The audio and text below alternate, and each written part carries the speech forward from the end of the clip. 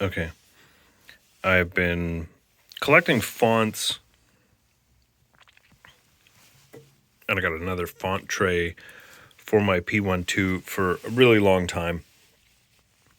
Like a decade. I've been on eBay and had filters. And every now and then a font shows up. And I'm like, yeah, here, I'll buy that. This was $60, and I can't remember how much this one was, but it probably came with some of my original ones. But these are backwards fonts. And you kind of go, okay, well, why do you want a backwards font? Well, if you're engraving something in a mold, or you're making something that's for a mold, you do it backwards. And these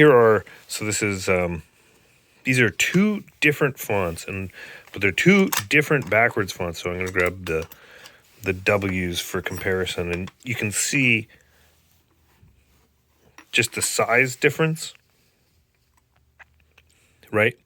So the spacing of how they do the letters is different of one and the other.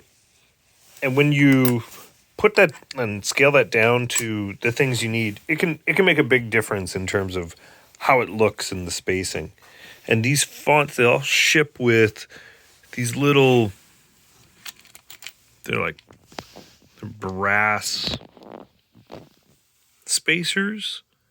They're little rods, like drill rod, and then there's some commas and stuff.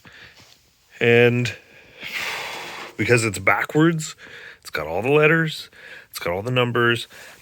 Some symmetrical letters, backwards S. Anyway, knew these were probably $500 a piece. And it's because it takes so much time to make these brass letters, and they probably had a machine at some point in time that just churned these things out, but not anymore. Crazy. Backwards. It's backwards. It's so crazy it's backwards.